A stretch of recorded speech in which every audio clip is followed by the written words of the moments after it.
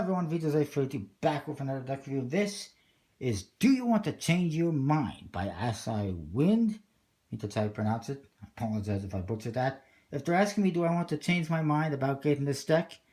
Yes, I do. You'll find out why in a minute. The front of the tuck case says that with a gold question mark, and it's just a matte tuck case. It says, think twice on one side. Are you sure on the other side? I guess it's Are you sure? Think twice. Top says last chance. And the bottom, it says that it's manufactured to export standards in PRC. Ah, I understand now. By the Export Playing Card Company, New York City. The back, you see the back design. It's just a bunch of question marks with two golden ones in the center. No seal. On the flap, it says up to you. And yes and no. As you can see, it's not your standard flap or tuck case, and cards are a little bit tight in there. And I'm understanding now why there's so many issues, and that's because this is actually made in China, not Taiwan. So it's the export quality standards of the Chinese factory, which are apparently not on par with the ones from Taiwan. I actually don't even know why export playing cards anyone would want to produce their decks in this factory, because as you're about to see, not that good. Produced them in Taiwan. So let's look at the cards. As you can see, there's fairly standard export. Just the standard jokers with the J and a quarter export playing cards at the bottom. On the back design, this is something you don't see very often from export playing cards. It's actually not centered 100%. You can see left to right, it's a little bit off. But the back design is just a bunch of question marks with a couple of golden ones in the center. It looks like metallic ink. Interesting use. And also a gold border, which I think is metallic ink as well. The other joker is identical. One thing also I noticed with these cards, whoops, I'm throwing cards around again.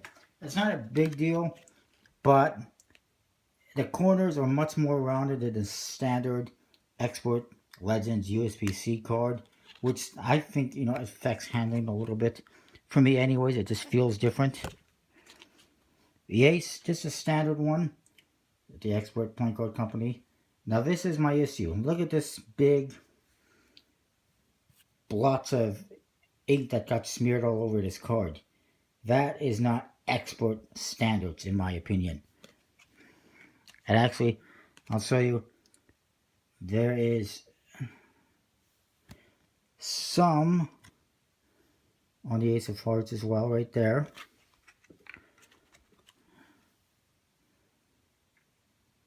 There is some on the Ace of Clubs somewhere as well. Oh yeah, in here. A little bit hard to tell, but it's fair. And I know there's a few other cards here that I've seen. This has some in the border here. Just to show you can see it's just a standard export court cards. This one has a bit of crap somewhere in it as well. Again, more crap on that number 5 card. And I think this one has some as well. It's ridiculous that they're all like this. Some of the cards are like that anyways. But yeah. And then the cards have this weird, really thin, almost flimsy, as you can see, stock with a linen finish or an embossed finish. They don't particularly handle very good, as you can see. And I just don't understand why. Why Conjuring Arts or Asai Wind, of all people, would produce a deck that is subpar and in a Chinese factory. I think that all these custom cards that they produce should be produced in Taiwan, especially for a company like Conjuring Arts. And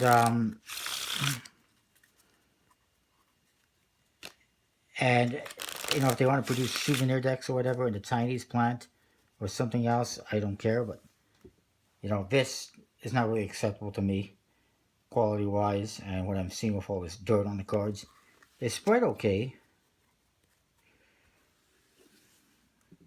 And I mean, they shuffle decent enough.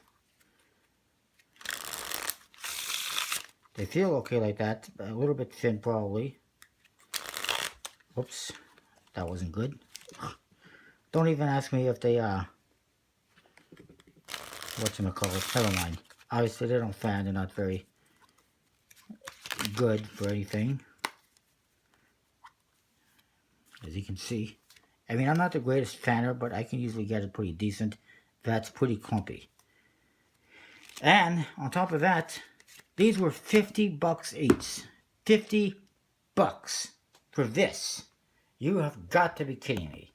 I am glad that it didn't cost me anything because I have gift cards from way back when I spent the money to get that David Blaine deck. So it didn't cost me anything except $50 in gift cards. I probably do regret it. One good thing about it is that it was pretty limited. They only sold 60 as of right now. They might sell more later on. I have to wonder if the reason they're doing this is just a thought that I had. I have to wonder if this was, they produced it for As I Win. They went, no, the quality is no good. And, sorry. They said, you know what, the quality is no good. How about we sell these to people, very limited amount, charge them a hell of a lot of money, and they won't care because it's super limited. I don't know. It's just a thought I had in my head, and I don't know if it's true or not. Overall, if I was to rate this one, or I'm going to rate it, I would say, you do even want to know? I would probably say like 3 or 4 out of 10. I mean, I'm not a huge fan. It's, for that much money, I expect something good. Not just super limited, but good. And when I got these and I opened them up, and it's kind of hard to get out of the tuck case, and then they're not handling good. It's got this weird stocking finish that I'm not familiar with. They're not even centered well. They got smudges all over them. I was not impressed. But anyways, that is that.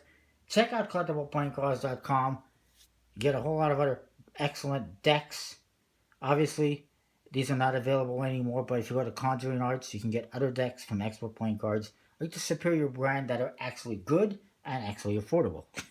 And that is that. Comment, rate, subscribe. Let me know what you think. I'll see you next time. Thanks for watching.